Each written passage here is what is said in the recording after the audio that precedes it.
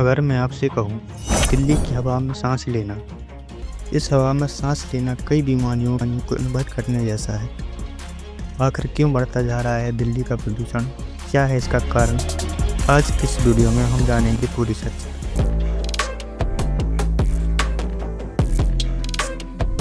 दिल्ली में pollution level दिसंबर 2025 में सबसे खराब या अपने खतरनाक स्तर पर रहा। AQI यानी एयर क्वालिटी इंडेक्स 50 तक होने पर हवा को सबसे शुद्ध माना जाता है और 150 से ऊपर होने पर खतरनाक और 300 से ऊपर होने पर बहुत ज़्यादा खतरनाक माना जाता है। लेकिन दिल्ली में AQI स्तर 300 तक ही सीमित नहीं, यह इस रिकॉर्ड को तोड़ते हुए लगभग 500 AQI तक और कई इलाकों में इससे अधिक दर्ज किया गया है, जिस कारण दिल्ली को ग्रेडेड रिस्पांस एक्शन प्लान का चौथा चरण ग्रेप 4 को लागू करना पड़ा।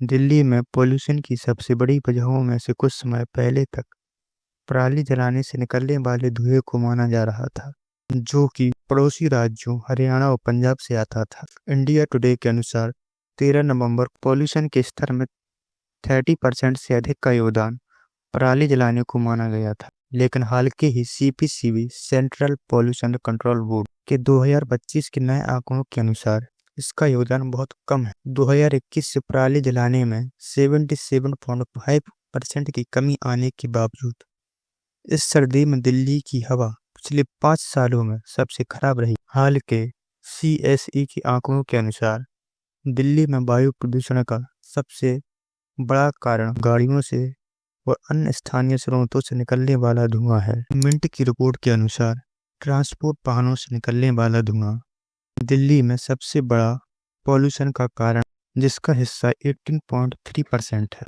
फैक्ट्रियों से होने वाला प्रदूषण का योगदान 9.2% है।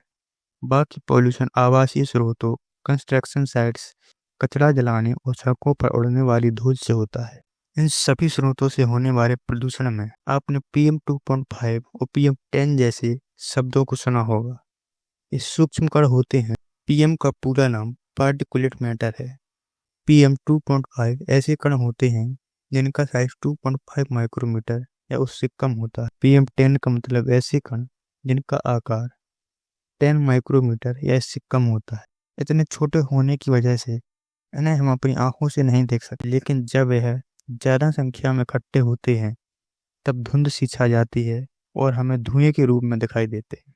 PM 2.5 और PM 10 जैसे पार्टिकल वाहनों से निकलने वाले धुएं, फैक्ट्रियों के धुएं, धूल के पार्टिकल कंस्ट्रक्शन साइटों पर उड़ने वाली धूल से बनते हैं। बहुत छोटे साइज होने की वजह से इस सांस लेने के साथ फेफड़ों की गहराई में पहुंच जाते और ब्लड में मिलकर हार्ट की बीमारियों की वजह बन सकते। इससे अस्थमा, सांस लेने में दिक्कत और अन्य गंभीर जानलेवा बीमारियां भी हो सकती हैं। दिल्ली में वाहनों को सबसे बड़ा पॉल्यूशन का कारण माना गया, जिनके धुएं से नाइट्रोजन ऑक्साइड और स्मॉल पार्टिकल्स निकलते हैं।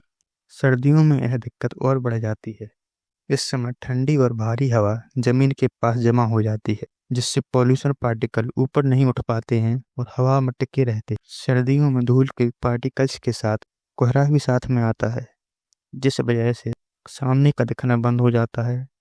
हवा भारी हो जाती है, जिस कारण इसकी स्पीड कम हो जाती है, जिससे प्रदूषण फैलता नहीं है और शहर में ही जमा हो जाता है। पॉल्यूशन की इस गंभीर समस्या को देखते हुए दिल्ली में ग्रेप 4 को लागू किया गया, जिसमें पॉल्यूशन को कम करने के लिए कई उपाय किए गए।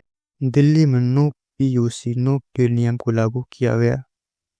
यह नियम पर्यावरण संरक्षण अधिनियम 1986 की धारा 5 के तहत जारी किया गया, जो ग्रेप 4 के लागू रहने तक प्रभावी रहेगा। नो PUC नो फ्यूल का मतलब है जिन वाहनों के पास पॉल्यूशन सर्टिफिकेट नहीं है उन्हें पेट्रोल, डीजल या CNG नहीं मिलेगी। सुप्रीम कोर्ट ने भी दिल्ली NCR की हवा को हेल्थ इमरजेंसी की जैसा बताया है और जल्दी कदम उठाने की बात की।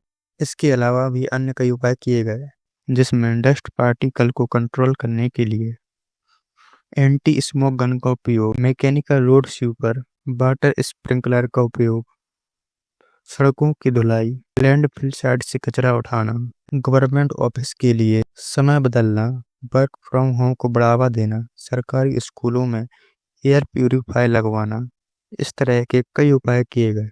दिल्ली की पॉल्यूशन की समस्या कोई नई समस्या नहीं है।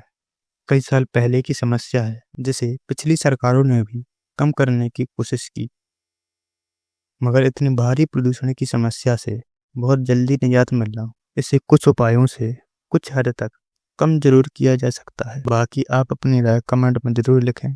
धन्यवाद।